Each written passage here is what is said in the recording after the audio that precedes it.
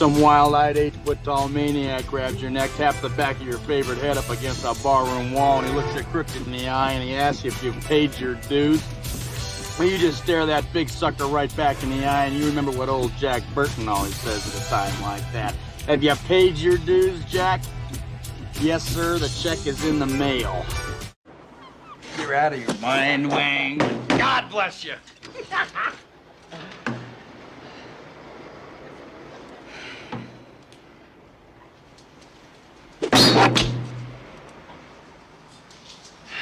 It's all in the reflexes. Wait a minute. I'm a reasonable guy, but I've just experienced some very unreasonable things. Depends on how you look at it. The hell it does. So somebody, I don't care who, tell me what is going on. The truth? I can take it. We don't know. This is gonna take Cracker Jack timing, Wang. Total concentration. You ready, Jack? I was born ready.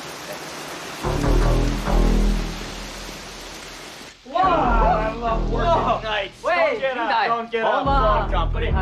All right, boys, where's the mini panel at? Probably through here, huh? All right, we're almost out of here. Now, from here on, it gets pretty normal. Offices, storerooms, a nice false front. I count to 3. I open that door, and we move out. Everybody got that? Ready? Follow the leader. 1, 2, 3. We may be trapped.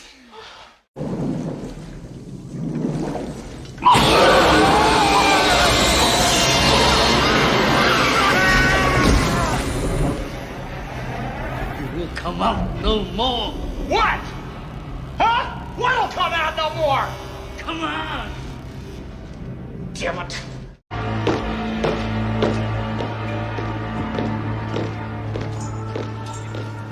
Were they real?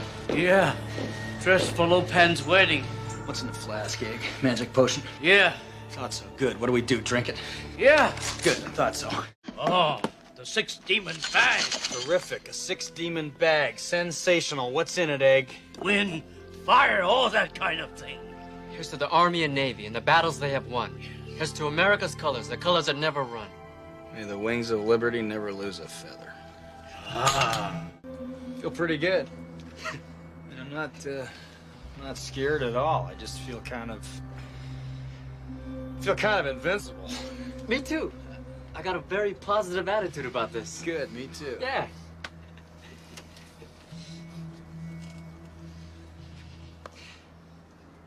Is it getting hot in here, or is it just me?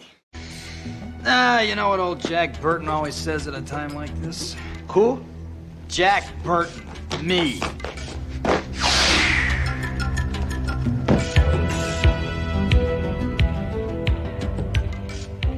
Old Jack always says, what the hell?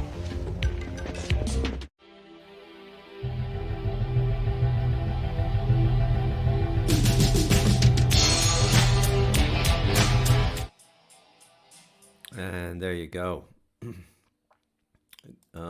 Good afternoon. Let me just get my sound. I got to do this every time. Oh, okay. So I guess it's in. Okay. Hey. Hello. That's a bit high. Yeah. Hey. Come on. Quit fooling around.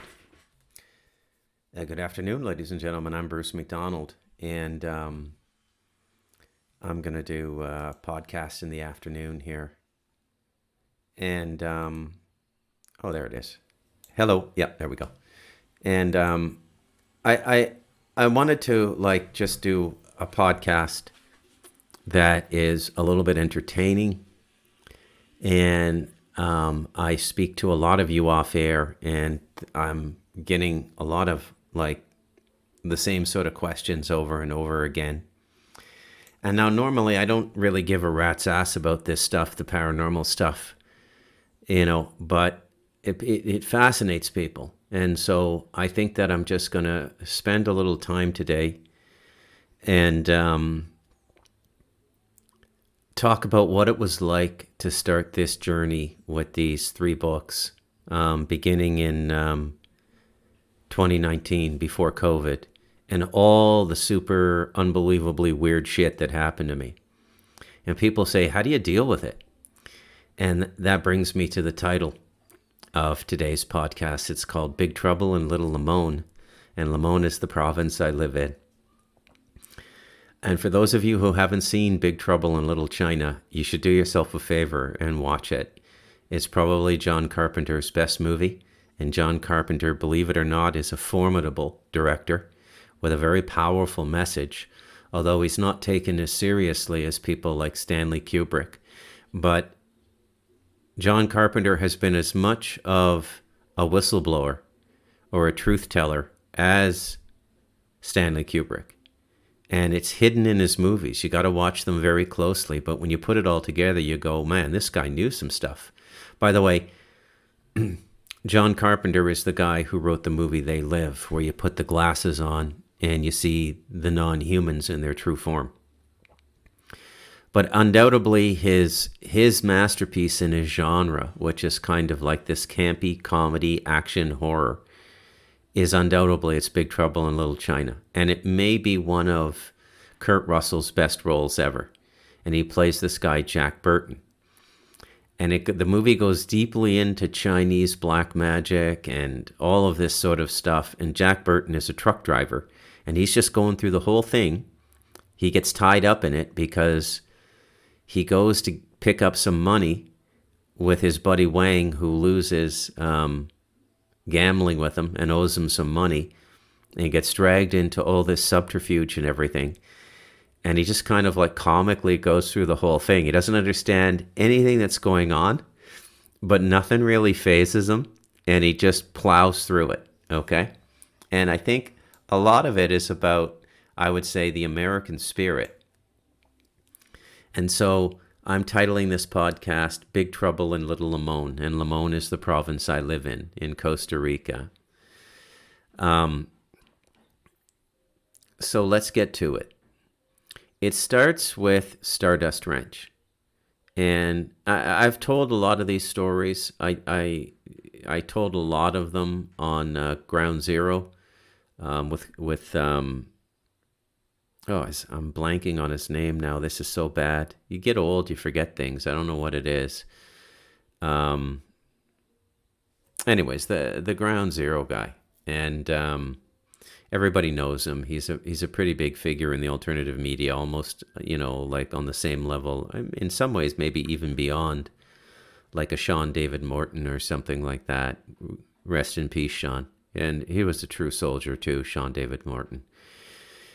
He gave his all for us in those books and everything that he put out in the world. And he just did a bang-up job. Let me just check something here. Ground Zero host. Yeah, it's Clyde Lewis. I was going to say that, but I couldn't remember if that was the Caravan to Midnight guy or not. So it's Clyde Lewis. And when I was done, he called it a classic Ground Zero. I just knocked it out of the park. And all I did was tell these corny stories. Now, those of you who follow my podcast, I try to wrap everything up in spiritual meaning. And I strongly advocate not deliberately looking for paranormal experiences. But if you happen to find yourself in them, just remember that you're always protected. And never forget that, because remembering that is part of the protection. And just go through it like Jack Burton. It's all in the reflexes. So the story begins with Stardust Ranch in 2012. Now, a friend of mine who lives in Hawaii and knew that I was a published writer, but at this time I had written no nonfiction. And I was strictly a literary fiction writer. And I had published a novel that was very well received in Canada, and I got 5-star reviews from Vancouver to Halifax in every major daily newspaper. Now, I can tell you from personal experience that anywhere in the Western world where you have access to public voice, there are gatekeepers. And these, I call them, Dark Star, maybe I should call it Black Star, okay? Yeah, or Dark Star or Black Star minions. And there's a lot of people wrapped up in the cult, but they're not really in the cult. They're just complete sycophants These are your agents and your promotion people and all of the people who decide whether you make it or not in book publishing, in Hollywood, in corporate media.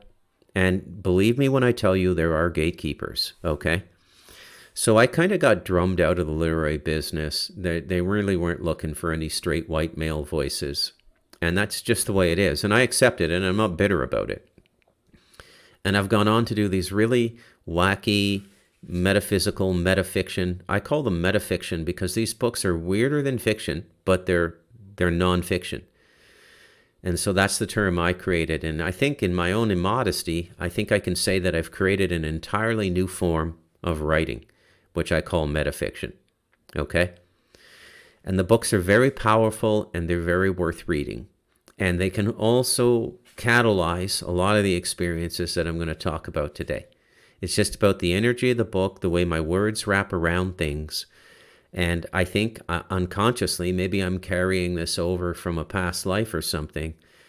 But I think this is some form of incidental, high white magic I'm doing in these books. And I'm not doing it intentionally. I've never studied magic. I'm just doing what comes naturally to me. The way a salmon swims against the current of a river to go all the way back to its spawning grounds from the ocean. That's all I'm doing, okay? But the books turn out fantastically. They're amazing to read, and they're transformative. They will change your life, okay? And I'm very proud of that. Now, with all that said, let's get into it. So this mutual friend living in Hawaii calls me up. He says, Bruce, I got a book for you to write. His name was Tommy. I says, okay, tell me about it.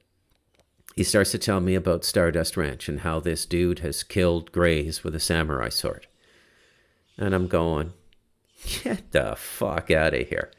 Like, I'm on my way to being a serious literary writer here. Cormac McCarthy, a Philip Roth, what have you. And I don't want to get mixed up in all this crazy shit. Now, Tommy and I, we had become buddies as spiritual practitioners. Tommy is a very disciplined spiritual practitioner. And like so many people in the meditative world, he got dragged into exopolitics and UFOs because there are a lot of ley lines. There's a lot of crossovers, right? So he was up to his neck in this. And Tommy had friends arrested related to the UFO story, institutionalized, like really a dramatic life story. And he had befriended John, and he wanted to do a documentary film about the ranch. And this is 10 years before Ghost Hunters or anybody, before John Edmonds was really on the map. And I said, no. I said, Tommy, that's not the kind of writing I do. If you actually read my first novel, you'd know the kind of writing I do, and that's not for me. And Tommy just would not stop. He just would wait a couple weeks, wait me out, call me back. Have you changed your mind? And finally I broke and I said, okay, let's give it a try. So we set up a 3-way Skype call and I met John Edmonds. And John was very convincing. And I said, okay, you know what? I'm going to try this. I don't usually write nonfiction, but I'm going to try this now. And we embarked on a book, and we worked on it for about, I don't know, like three months or so, every day. Okay, so I was between tech writing contracts, and I worked on it every day. And I was doing it by recording John on Skype, and we would just have open-ended conversations, and I would ask questions, and he would answer them. And back then, the AI wasn't out back then. Okay, and when I say I'm a writer, keep in mind, I wrote my first novel on a manual typewriter. That's how far back I go in the writing game, okay? And when I was working with John Edmonds, there was no AI, there was no transcription software, there was none of that on the market. So I would literally have to spend like 5 or 6 or 7 hours listening to a 2 or 3 hour Skype conversation and start to manually transcribe it with my keyboard. And then from that transcription, I would form the basis of a chapter or a section of a chapter. And every day, John and I would meet and we would talk. Now, at this time, I was living in an apartment in the West End of Toronto. And I started to get really, really freaked out writing this book. Okay? I mean, I wasn't sleeping well. I was just kind of all over the place. I was just, and having all this weird shit happen to me. And I kind of thought it was related to the book, but I didn't quit the book. Now, one of the linchpins for me, because remember, I have a journalism degree and I'm not going to go and do some stupid UFO book. One of the linchpins for me was DNA material from a gray alien had been passed to a doctor in Michigan who was I think it was a biologist, but he was a straight up scientist, and he had been dragged into the UFO world through some experiments he did on crop circles. And he became famous for this. His name was Dr. Levengood. And so as part of the book writing process, an interview was going to be set up between me and Dr. Levengood and John. And before that could happen, Dr. Levengood died. His wife died a week later. And their laboratory in Michigan was cleaned out and all the material disappeared. And so not being a hero and being, the father to a 13, 14-year-old boy, I said, fuck this. I'm out of here. And I bailed on John. Okay? And I'm not proud of that. It was a moment of cowardice for sure. But a dude and his wife got killed. Now, it could look like a natural death because Dr. Levengood was in his 90s, but he had no health problems. And then the real tell is his wife died a week later. Okay? And finally, all the stuff disappeared from the lab. So there was no evidence or reports or findings. Okay? Now, secondly, John Edmonds had a bunch of people around him that I would call handlers. John Edmonds was a first-generation super soldier. He went through the MK Ultra program. Okay? Totally lit up psychically. And his handlers started to bother me.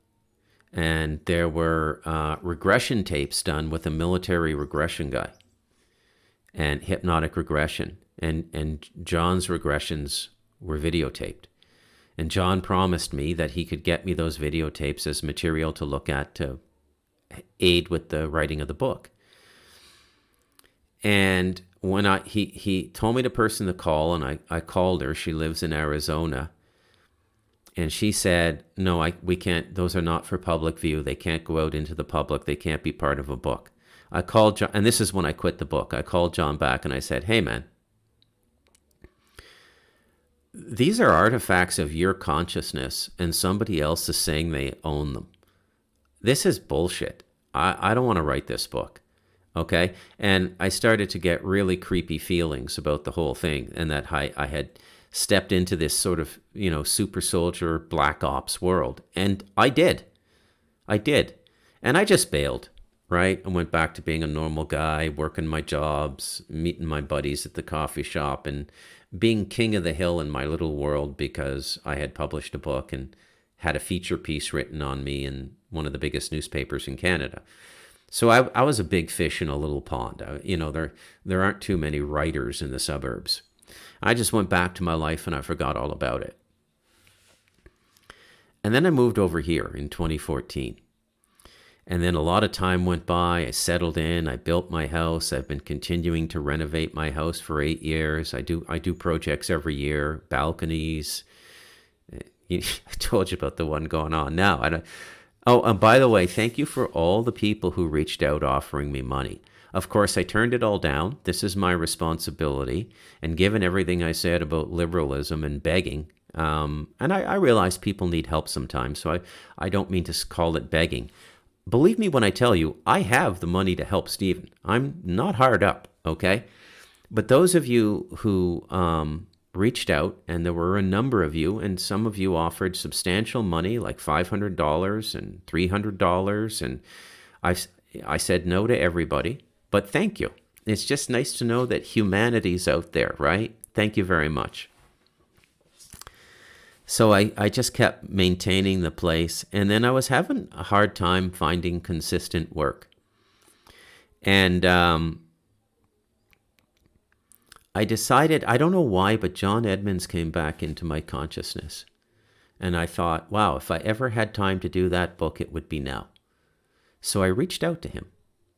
And we started talking. He said, what are you doing now? And by the way, John Edmonds is the first person I ever told I was planning on moving to Costa Rica and building an earthbag house. I told him that in like 2012.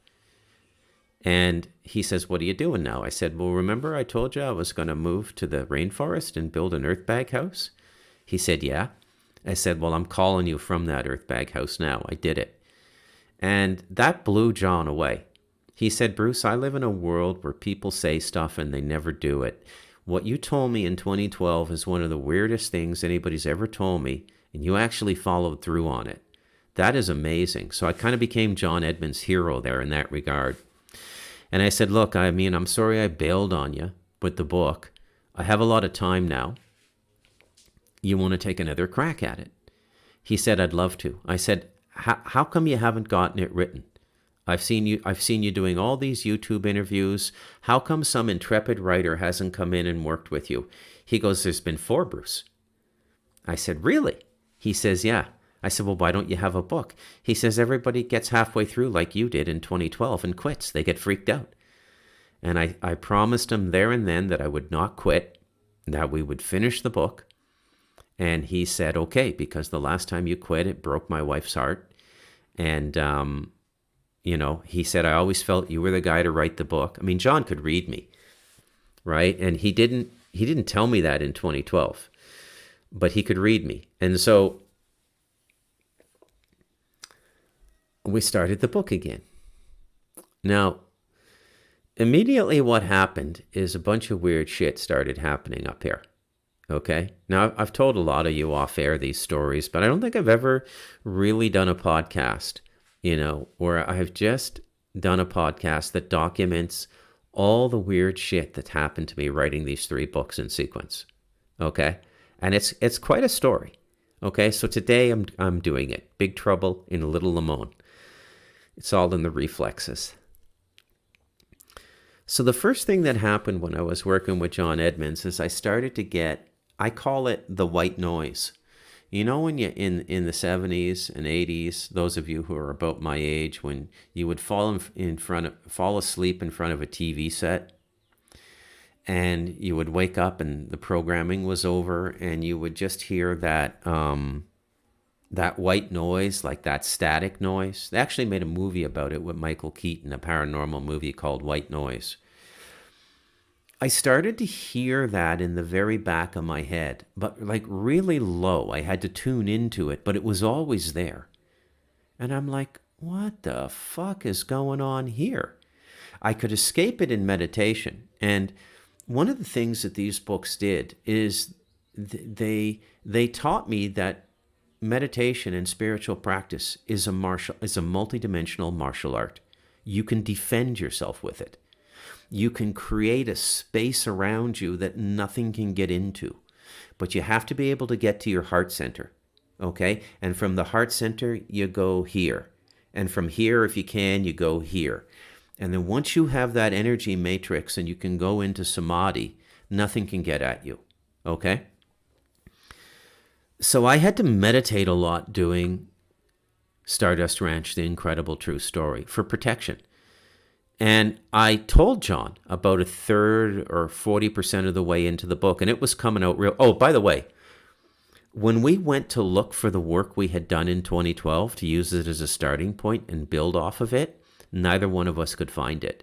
And we were 100% certain we had put it on cloud drives. I think I used what at the time was called Ubuntu One, which was with the Ubuntu Linux distribution. It was like a gigabyte they give you of cloud space, and I had put my draft of the book up there, and John had put his on another cloud and an external USB drive.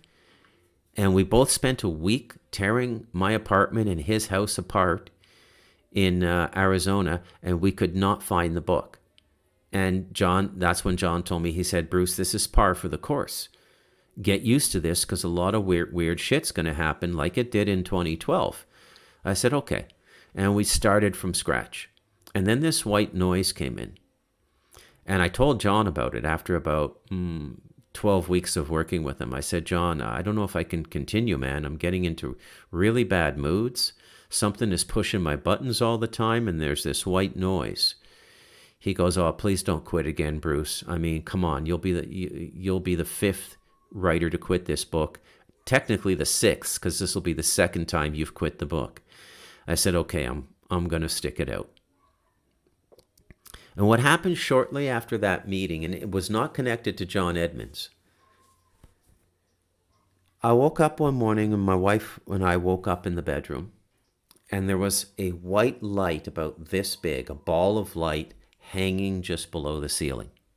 My wife actually took a picture of it on her YY phone.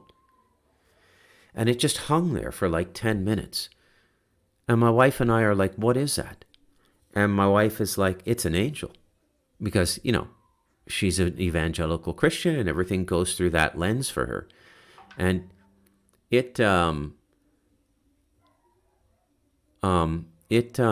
just got a WhatsApp text message from Kat, the woman from Belgium that I interviewed on my show. So weird that she would pop up now, right? But it's all frequency, okay? And what the white light did was it cleaned everything out for the most part. And I was able to finish the book. And I don't know what, to this day, I don't know what it was. I'm not a big question guy. I can experience things, just let them be themselves, and I don't have to deconstruct them. I don't have to put them in the black box. I don't have to military science them. I don't feel threatened by them. And that's really the basis of all of this this black ops, you know, black science, black project, military and intelligence stuff as it gets into the paranormal. It's all about defense. But I'm like I said, I'm like Jack Burton. I don't need to know. It's just like, let's do this. We got to go fight some demons in an underworld to save the overworld from these Chinese demons. Okay, let's do it. Right?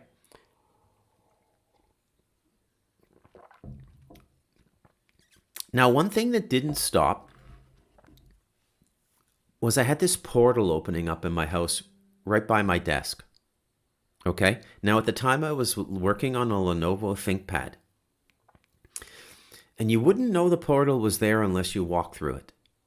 And it had you felt, when you went through it, you felt it. Okay? And it was only about this big. It was about the size of a basketball. And it was about 5.5, 6 feet off the floor.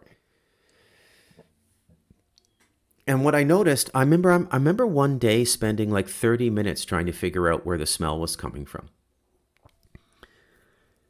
And it smelled like blood, copper, and cleaning chemicals like you would smell in a high school or a hospital. You know how they have that very chemically smell because the janitors are out 2 times a day mopping everything because they want those environments to be germ-free, and they always have that sort of chemical smell. Yeah, it was a combination of blood, copper, and that medicine-y smell. Now, here's the thing, though. The smell didn't waft. If you tried to follow it, like if you smell hamburgers, you can follow the smell to your neighbor's house who's barbecuing it, right? Because that's the whole point of smell. That's how animals hunt, is you can follow smells. There was no trail to this smell. You only smelled it when you walked right through the portal. Now, it kept opening intermittently, not all the time. Okay, I got to take a break and eat. I can't believe this. Okay, I'm back. Had a little bit of, I guess you'd call it lunch/breakfast. I've been up since 8 and I didn't eat anything, and it's noon now. And my wife prepared a plate of food for me there, so I had a little break.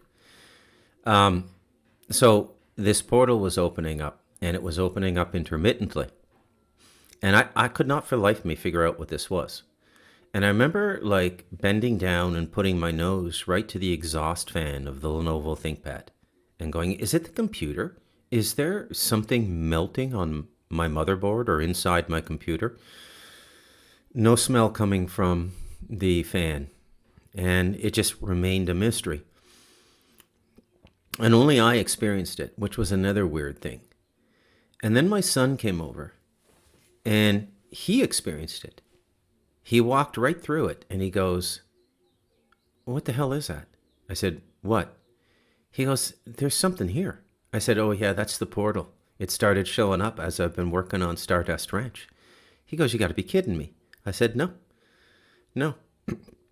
And then he sat down one night, he was sitting on the sofa, and the portal opened up, and the whole sofa he was on moved. And I mean, this is it's a custom-built sofa. It's about, like, it takes 2 strong men to lift it. And my son thought we had an earthquake. And I said, no, and I was just sitting, like, 10 feet away from him with my feet up on the desk. I said, no, there's no earthquake. He goes, what the hell was that? I said, it's the portal, I think. He goes, you're kidding. I said, no. You know, that would be the first time it affected something in the physical environment, but I'm pretty sure that's the portal. I stood up, I walked through where it usually shows up, and sure enough, the portal was open. Then my wife comes in the house, and she walks through the portal, and her mood changes immediately. She snaps to anger, and she screams at me and my son, I swear to God, I told you guys, in Spanish, I told you guys there's to be no smoking marijuana in the house. My son smoked marijuana, and when he used to visit back in the day, I would maybe smoke a little bit with him, but he smoked marijuana. And this is what Rosemary thought was going on. I looked at my son, he looks at me, and I say in English, I'm not even going to try to explain this. He goes, yeah, I don't think you should either. And we never told my wife it was a portal. So that was the first thing. But she did see the white light. Okay? She absolutely saw the white light. Now, I'll jump ahead a few years, okay? Because sometime later, I was contacted by a research fellow, postgraduate fellow, postdoctoral fellow at the Harvard Medical School. And he was the research assistant for a field scientist who had a PhD in medical physics. And they were asking me if I could maybe get an interview with John Edmonds. I could set up an interview. And John was, I guess, I don't know if I'd say he had a reputation as being difficult to approach, but he's a bit intimidating. I mean, John was like just shy of 300 pounds, handlebar mustache. I used to jokingly say it's like, you know, E.T. meets the Hells Angels. And so I said, okay, I'll ask him if he's into it and if he can do it. And John was always wary. And I can tell you he did not trust institutions at all. At all. Okay? And so he was very wary about doing this. And they did a pre-interview with me, and they said, well, what was it like writing the book? And I said, okay, well, everything I've told you guys. I told them about the light. I told them about the portal. And they said, do you still have the photo of the light? I said, yeah. And the research assistant at Harvard, he said, can you send it to me? I said, sure, yeah. And I sent him a copy of the light. And he got back to me about 4 weeks later, and he had done a kind of spectral analysis of it. He says, well, I can't tell you what this is. I can only tell you what it isn't. It's not firelight, it's not candlelight, it's not incandescent light, it's not fluorescent light, it's not any kind of light made by man that we can measure. And that was it. That was the end of the report. So this ethereal light just came into my house. And when I told John Edmonds about it, he said, oh yeah, they're just watching the book being written. And this this theme of me being watched while I write these books would repeat all through the cycle. Okay? All through the cycle, all 3 books. I'm leaving out the Galactic Historian because I just don't want to talk about that piece of shit.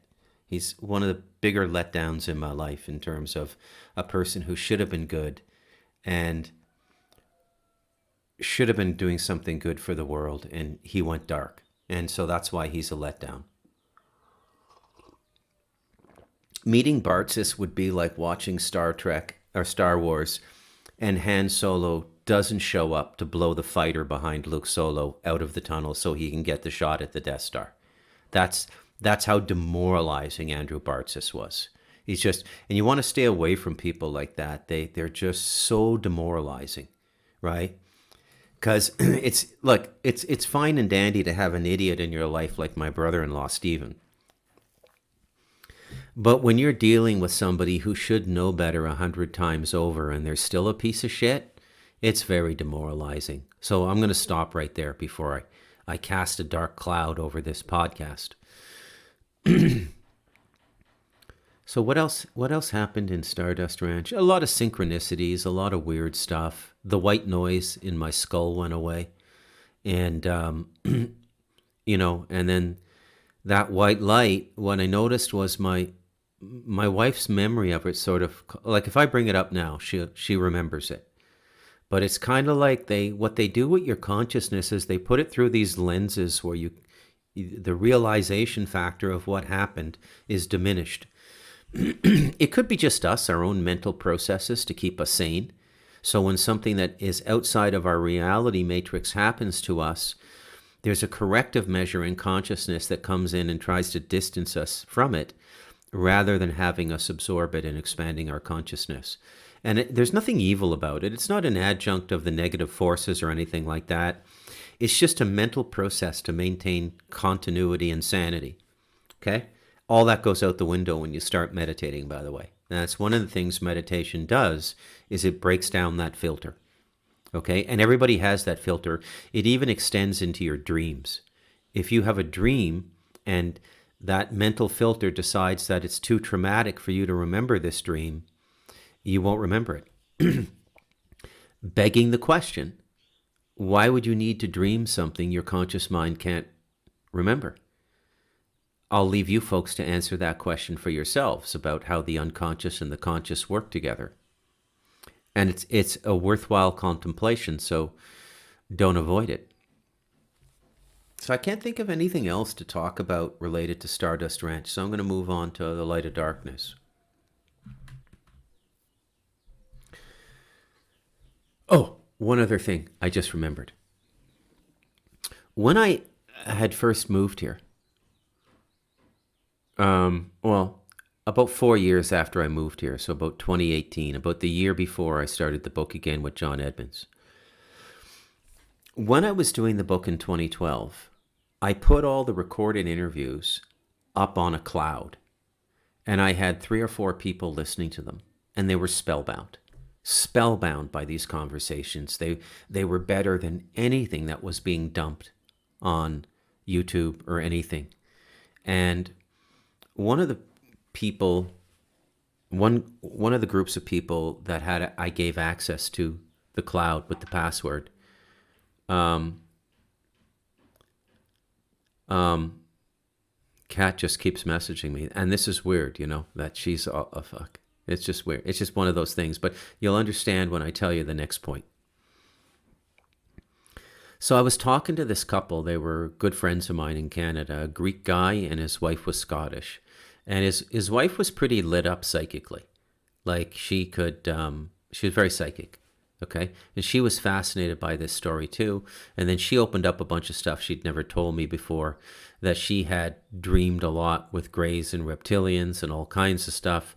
And me starting this book with John Edmonds was like therapy for her. So I was talking to them electronically in like 2018. And they said, are you ever going to start that book again with Stardust Ranch, with John Edmonds, the one you were writing about the ranch? And the moment they asked that question, the notifier went on my computer and an email came in. And it was from the woman, the handler in Arizona, who had denied me access to the hypnotherapy tapes. And I clicked it open while I was talking to Jamie and Michelle in Canada. And I said, oh man, all of a sudden the hypnotherapy tapes are accessible now. So this woman was calling me or sending me an email to let me know that the hypnotherapy tapes were available.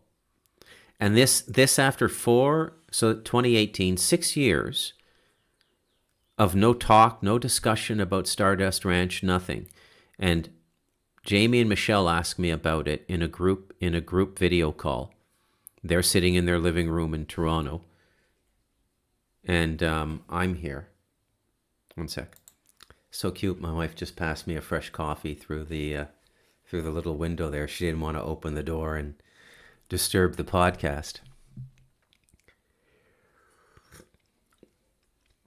But I mean, what are the chances, right? And this is what your life is like when you get into this stuff, okay? And be careful what you wish for. I wouldn't go into this stuff unless you're already spiritually grounded, okay? Because you'll get destroyed. You'll go crazy. So the email pops up from the handler in Arizona telling me the hypnotherapy tapes are ready right at the point I'm being asked about the book after not thinking about it or talking about it for 6 years. Run that through a probability matrix on a bank of Cray computers or quantum computers. They would not be able to come up with a probability matrix 1 in 18 trillion. It's literally, this is, that phrase I use on the Talamanca Review, passive miracles? That's a passive miracle. It's a coincidence so outrageous it defies probability. And if there isn't even a probability matrix for it, it's a miracle. Okay? So that's what happened. And that's the last thing I can remember about Stardust Ranch. Now we'll move on to A Light of Darkness. So I met Bob in 2020, and there was a lot of stuff. For those of you who've read Stardust Ranch, there was a lot of stuff opened up that I wanted to write more about. Specifically, John Edmonds told me straight up. He said, Bruce, black magic was given to the human race by the reptilians. And then you look at all the people practicing black magic on the planet now, and you can see, let's call it the psychic ancestral ley lines of those people. They have been somewhere in their bloodline. Somebody in their bloodline started commiserating with the reptilians. And the relationship is maintained by the practice of black magic. Okay? So black magic is a technology. We don't see it that way in the black box rationality we live in now. But I can assure you, the Black Star cult does. And to them, there's no difference between the rituals and CERN and supercomputing and the Temple of Solomon. They're all the same body of knowledge. They're all the same pursuit. Okay? So first of all, it takes a while to get used to Bob.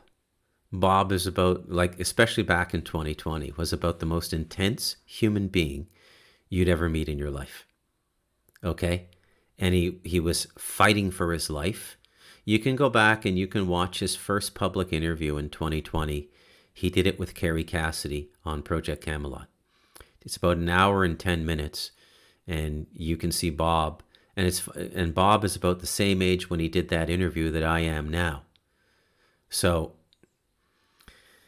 and he always had this sense of humor about everything too, kind of like Jack Burton in Big Trouble in Little China, And he was going on and on about the interdimensionals, which was an important topic. And when I started writing The Light of Darkness, I had already built up an immunity to this stuff through Stardust Ranch. But that immunity and my psychic buffers, my spiritual buffers, were seriously tested writing The Light of Darkness. What happened? Well, it didn't all happen at once. For those of you who've read the book, the hardest chapter, the chapter that almost broke me in terms of my sanity and holding on to reality, was Belial. When I talk about the child rape, the child killing, Pizzagate, all of these things. And these things are all real, by the way. If you're still living in a world where these things are not real, you're living in a fantasy. Okay, I hate to keep saying this, but we all got to get on the same page here, because this is not an insurmountable enemy. This is an enemy that if the human race got its shit together, we could take out very, very easily. They're not that formidable at all. Okay? It's just that consciousness is so low, spiritual discipline and practice is so inconsistent that they have the upper hand at this moment in history, or they did up until about 2012. I'm not sure they do anymore. So,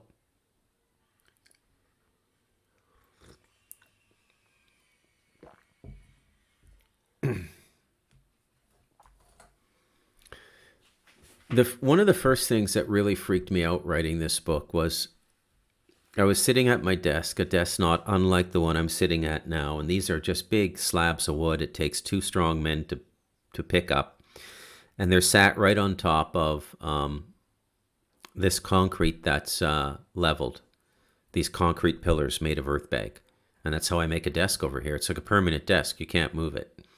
There's a window right in front of me here. You can see the light hitting my face when I move. Yeah, there it is. And I can look right out to the back house there, and I got two big monitors in front of me, and I got my Mac Mini with the M4 chip, my newest computer here. Now, at this time, I was sitting at my similar desk at the front house, and there's a bigger window in front of me. And it was about 6:15. The sun had just gone down about 30 minutes previous. And I started to get this super creepy feeling. Super creepy. Like the hair on the back of my neck went up. You just know something's there, but you can't see it. And I'm going, what the fuck is this? And then after about 5 or 10 minutes of this, Skype rings, and it's Bob. Now, I did Light of Darkness the same way I did Stardust Ranch. I extracted interviews through Skype conversations. Very laborious, very, very labor intensive. All of this would be a lot easier now with AI. I could do a book in like 2 months now with AI if it was based on interviews and I was extracting the material. Bob calls up, he goes, "Hey, how you doing?" Like nothing's wrong. I go, I'm a little fucking freaked out right now. I don't know what's going on. He goes, "Oh yeah, that's why I called." like nothing's going on, right? And I say, "Okay, what?" He goes, "Yeah, well, you know that window you're looking out right now?" And there was stained glass in front of it. And he says, "Not physically, but on the astral, there's a man in black staring at you right now." I said, "Are you fucking kidding me?" He goes, "No." I go, "What do I do?" He goes, don't leave the house for about 30 minutes. He can't come in your house. He's not allowed. You've spiritually sanctified the home. He's not allowed inside your house. Just don't go out the house." And I'm like, "Well, how did you arrive at this 30-minute time limit?" He goes, "They get bored easy. He'll take off." Like he's dealt with this 100 times, right? So sure enough, 30 minutes later, the feeling goes away. And I mean, they invoke a sense of dread in you. It's like they can go right into your head and touch the fear centers in your brain. And if you don't have a place to go inside yourself where you're safe from that, I've cultivated mine through meditation, you're fucked. Okay? You are absolutely fucked. Those men in black could drive you. Many of the people who were visited by the men in black end up being institutionalized. Okay? Now, these are the interdimensionals I told you about in summing up the Solomon series. And our religious leaders are working with them. And this dark government force is working with them, or was working with them. Because look, hey, good news, it's all ending. It's all ending, okay? We're going to be able to get on with our lives. We're going to go forward. This is going to be another story the human race tells, and it'll be a big one. It'll be bigger than all the wars, Genghis Khan, the pyramids. It'll be the biggest story ever told by human beings, and we're living it right now.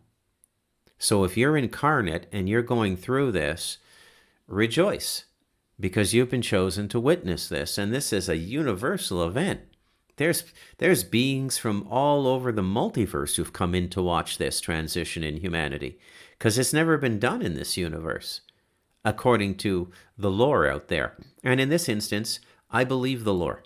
I've had my own, let's say, confirmations that this is how it works, okay? So that was the first incident with the Light of Darkness, other than the general freakiness of working with Bob. Fuck. And he was way more intense back then than he is now, because he was kind of fighting for his life. He was always under attack back then because he spoke about the interdimensionals. And that, my friends, is the taboo topic. And that's why Stephen Greer never explains what the men in black are, never tells you why they look like Jesuits and rabbis. That's okay. And that's why he's distraction. Look, Stephen Greer is, if not an initiate, he's definitely a rounder or an affiliate of the Black Star cult. I'm going to change it to Black Star in honor of David Bowie, okay, in his song. Not Dark Star, Black Star. And I can't remember what the actual scientific term is. Maybe I should stay. What is a Black Star? Oh, it is Black Star. It's not Dark Star. I shouldn't be saying Dark Star. Sorry to misbrand the Telemancer Review, folks, okay? We're going to call it Black Star, okay? So Stephen Greer is associated with the Black Star cult, okay? And it makes complete sense. He comes from that really filthy lineage, which has been caught up in this for centuries. And these interdimensionals have been around forever. And if you think any of these fuckers out there pretending to be disclosure people, like that fucking idiot Leo Zagami is telling you the truth, you're fucking crazy. I'm telling you the truth. Okay? Leo Zagami's a bullshitter. He's just in it to make money. Okay? Become a big... And that's a lot of them are doing that now. They're trying to look at how they can capitalize on this, but they don't realize the whole fulcrum of capitalization is going away. We're entering into a phase where human beings are going to do what's right for each other without any expectation of profit. And thank God it's long overdue, don't you think? So this is going to be another multi-part one, okay? Because I can't, and this may be the new format of the Talamanca Review, where I do 3 and 5 podcast blocks on a certain topic, right? So I got Stardust Ranch done for the most part, and we'll continue with Big Trouble in Little Limon tomorrow. And I'm Bruce McDonald, and this has been the Talamanca Review. And let's just look at this one more time because I like it so much. When some wild-eyed 8-foot-tall maniac grabs your neck, taps the back of your favorite head up against a barroom wall, and he looks you crooked in the eye, and he asks you if you've paid your dues. Well, you just stare that big sucker right back in the eye, and you remember what old Jack Burton always says at a time like that. Have you paid your dues, Jack? Yes, sir, the check is in the mail. You're out of your mind, Wang. God bless you.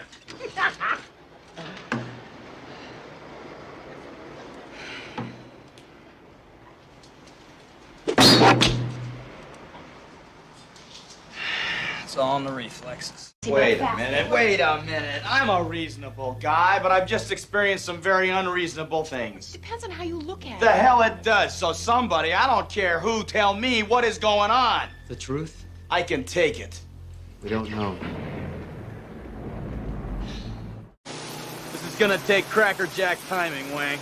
Total concentration. You ready, Jack? I was born ready. Whoa! I love working nights. Don't get up. Don't get up. Wrong company. All right, boys, where's the mini panel at? Probably through here, huh? All right, we're almost out of here.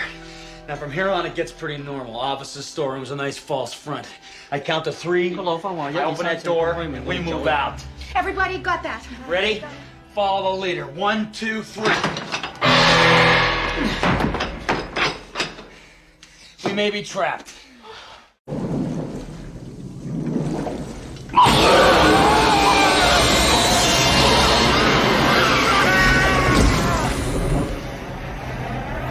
Come out no more. What? Huh? What'll come out no more? Come on. I'm Bruce McDonald, and this has been the Talamanca Review.